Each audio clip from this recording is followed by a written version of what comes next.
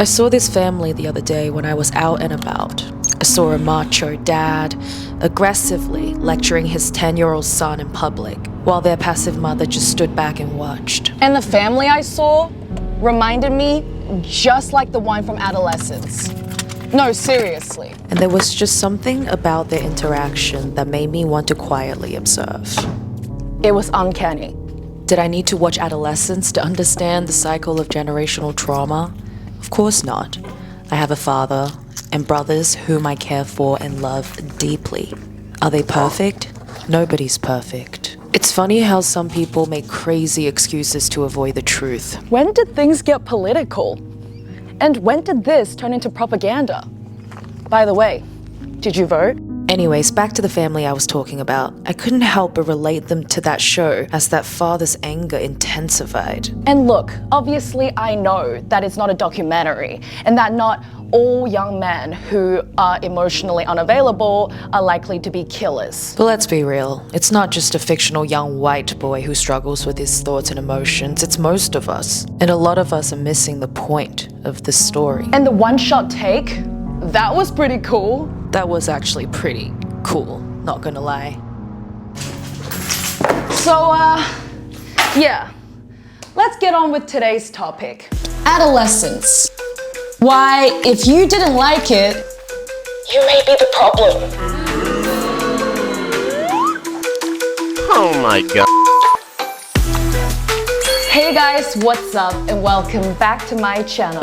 I know that you guys saw the little black parcel that I was bringing in on my way to the office in the intro. Also, I hope you guys liked the intro. It was inspired by Adolescence. It was a little gimmicky, I have to admit, but it was really fun to shoot and I hope you guys enjoyed it. So, I just wanted to share what's in this mysterious black parcel.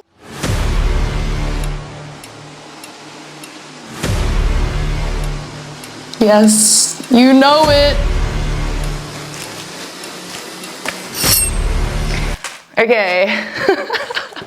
This is so cool. I don't know if you guys can see it. It says, presented to Miss Weiwei for passing 100,000 subscribers. I honestly would never imagine holding this now. I thought that it would take me way longer to get to 100,000 subscribers. And this is surreal. Guys, I did it. I did it without OnlyFans. And so can you. It still doesn't feel real to me because this is just so random. I'm holding this, which I've seen some of my favorite YouTubers hold in the past, and now I have one. It just seems so random, but I did work really hard for this. I'm not going to discredit myself, and I also want to thank each and every single one of you because without you guys, this wouldn't even be in my hand. I appreciate you guys so much, and this is my award just as much as it's yours.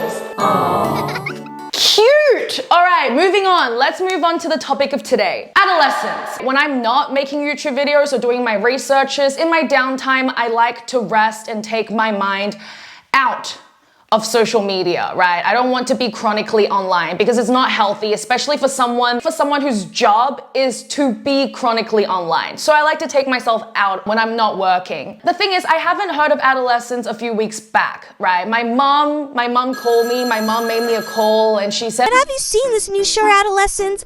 The UK Prime Minister or the UK government is wanting this to be presented in schools as something educational." And she really thought that I should watch it and do a video on it, or at least just watch it. And you know, when something gets this big and this hyped, you can't help but think it's propaganda or there's some sort of agenda, right? And I am the first person to jump on a conspiracy, think something is propaganda or has a crazy agenda in it. I like to get critical with it. I like to get into the nitty-gritty. So I was excited to watch it and then I guess suss it out. I have to be honest.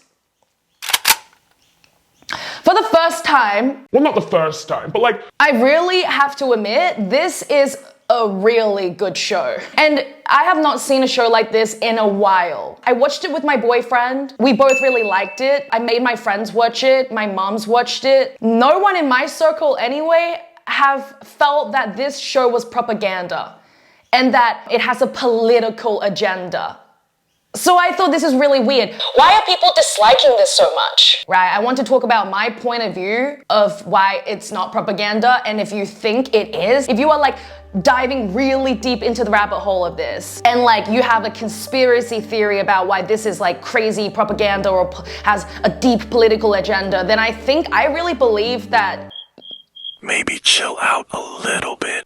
let's try and discover the deeper message here. I also want to use this episode as well to talk about mental health. I've touched on mental health in a few of my videos, so I really want to get into the mental health of the youth, the younger generation, right? My brother is around 20. I have sisters that are also much younger. I am the eldest in the family. I also have a father who I love deeply. I want to get into the mental health of men and also women, just like everybody, right? I want to get into it and why I think this is a great show. And I do think that if all you can take out of a show like this is that it's political propaganda, you may be missing the point here, right? And we'll get into that. We'll get into all of it. We'll look at some of the characters, critique what went well and what didn't really hit the spot. And we'll also talk about the general mental health of the entire population altogether. Now, these days, obviously, almost everything has some kind of agenda behind it. Be it a good agenda, be it a bad agenda,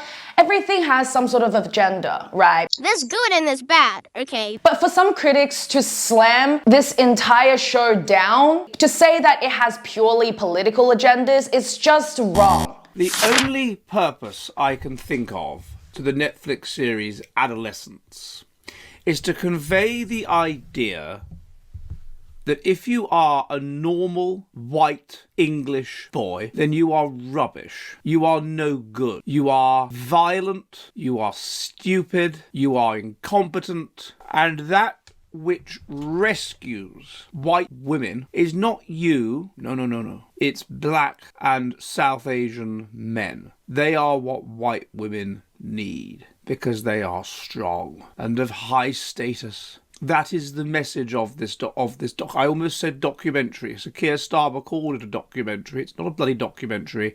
It's a drama. I mean, from a political point of view, I can kind of get where he's coming from and I guess see his POV. But yeah, no, this guy is bat crazy and talking absolute nonsense.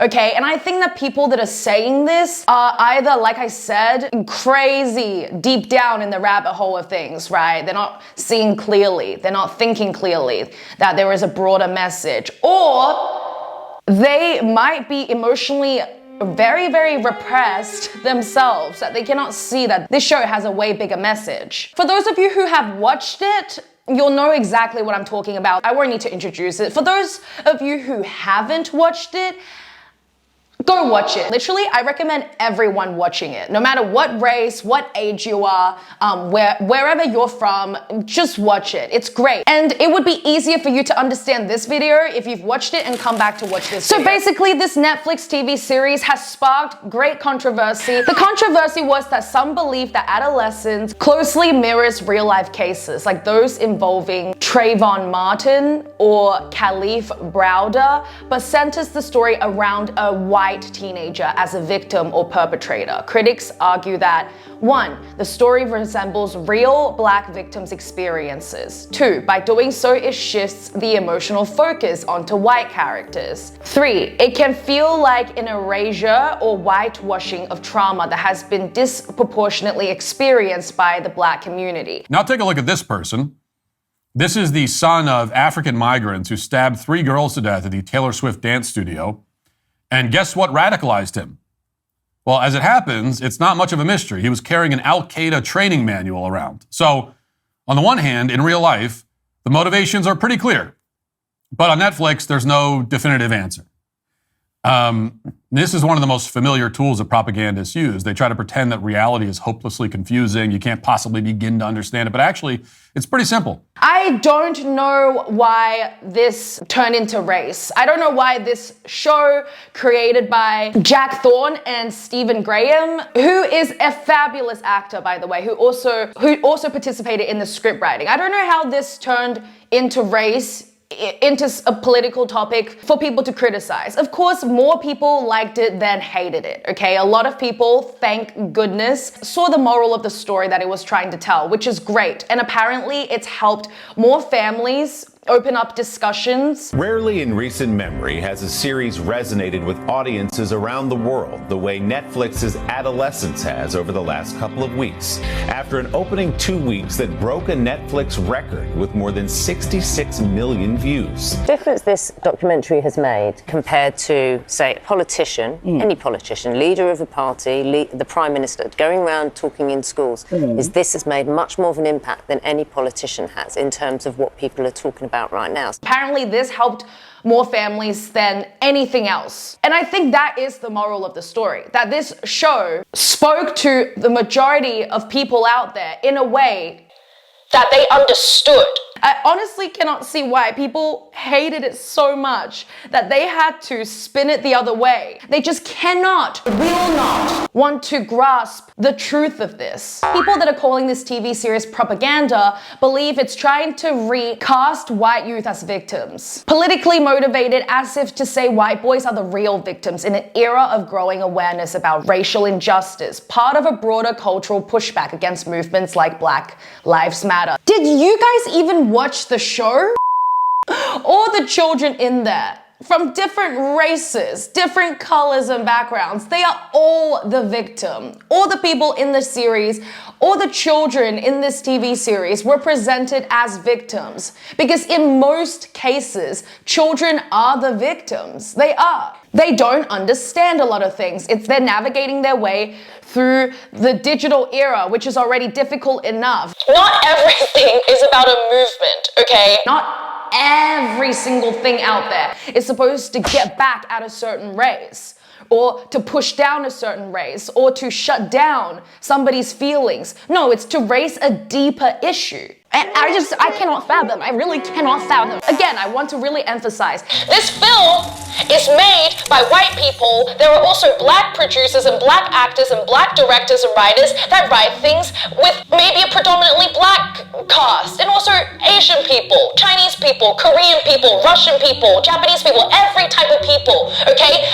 Just because a white production, right, by white writers and predominantly white actors made a show and it blew up and it was hyped and the Prime Minister sees benefit in this show and wants to present it at a school does not mean it's repressing or discrediting any other race. It doesn't.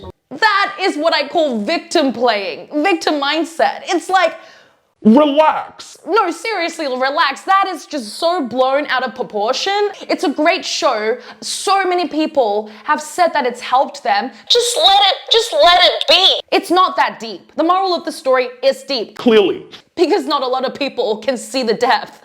That's why it's deep. Instead of going deep into the story and learning from it, some people are like, well, no, let's go deep down the rabbit hole and say that this is complete propaganda. Let's go deep the other way. Anything but to focus on our own emotions. If it makes me feel something, it's propaganda. If it tries to get me to talk about my emotions, it's emasculating me and it has a deep political agenda. No. Come on. Come on now, that is ridiculous.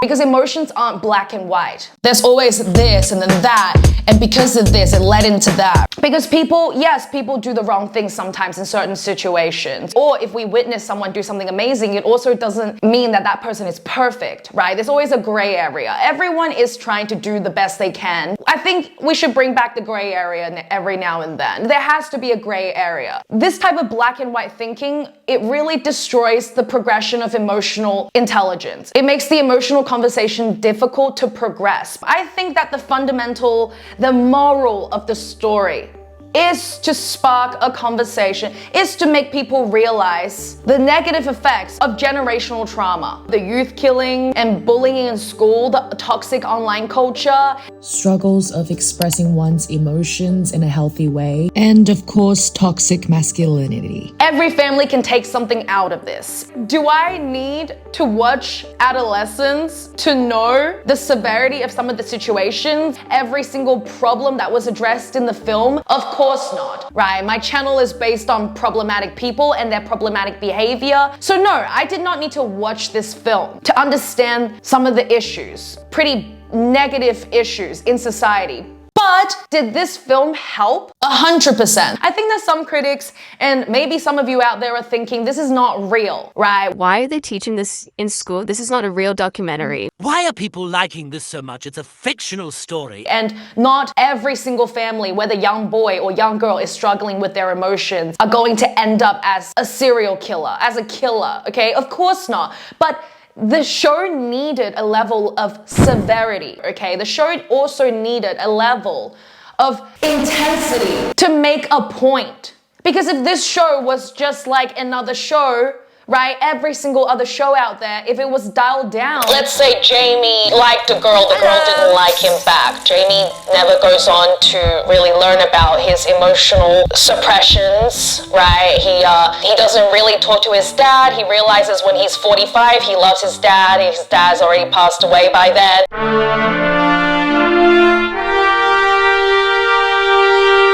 And he never really opened up that conversation, and then by the time he's 80, he realizes that he loves his wife Martha, and then they live happily ever after. It would just be another one of those stories, which is fine. But I think this story needed that level of severity, that level, that a bit of a kick. Ouch! You know, for people to be like, whoa. Not only can I see the issue, I can also feel it. And that people can empathize. Sometimes it really has to be intense like that for people to get it. And in the film, Stephen Graham's character admits that his father used to beat him, which resulted him into saying, I would never beat my kids, right?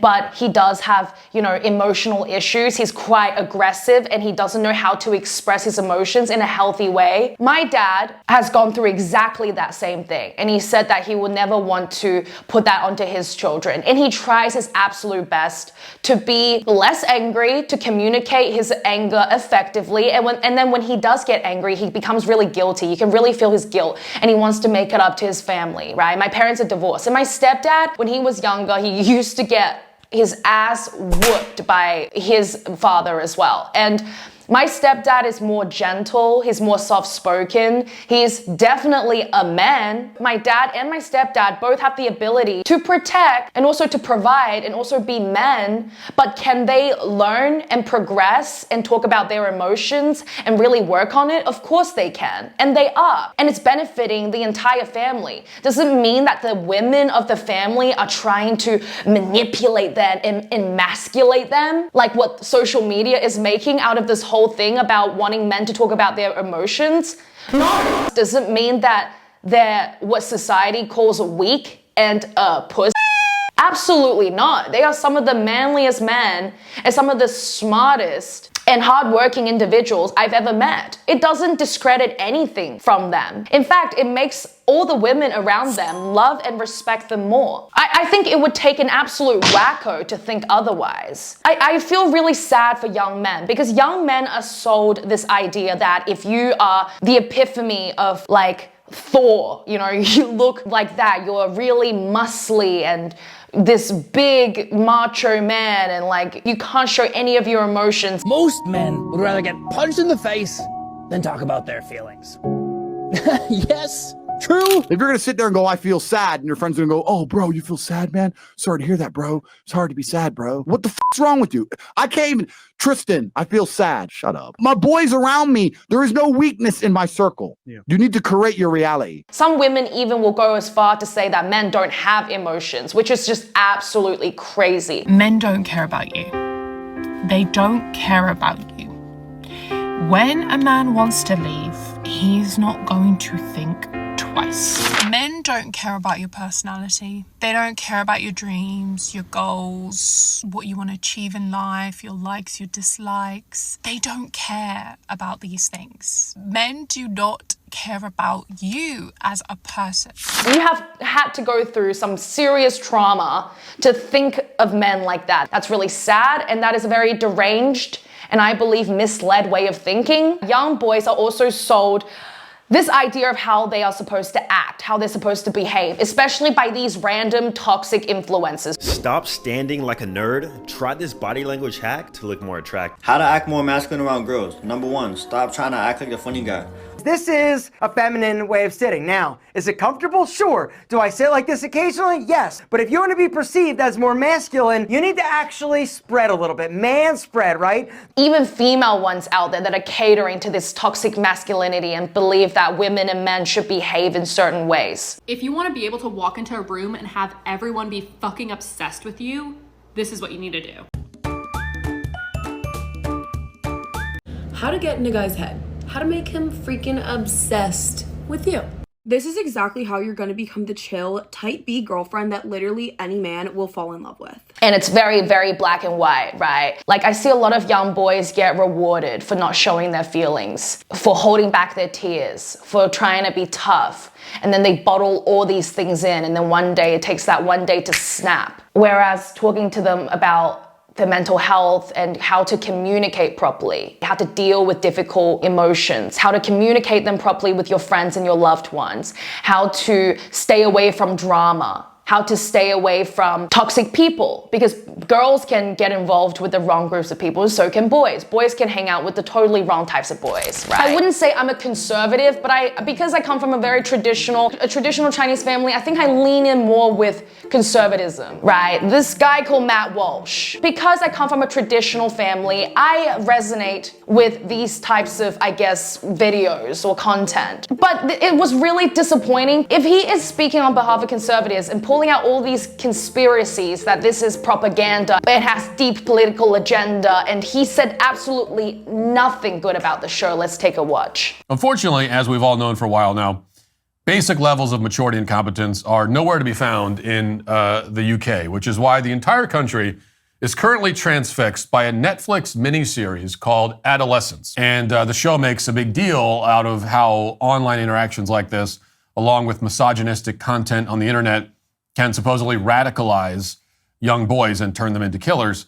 From a production standpoint, the central gimmick of the show is that all 4 episodes are done in one take. At various points, as a result of this groundbreaking approach to production, which has been done much better already in other films and other shows, you're treated to uneventful 10-minute long car rides to the local store, which is really riveting television, but they have to do that because they insist on just doing this all in one take.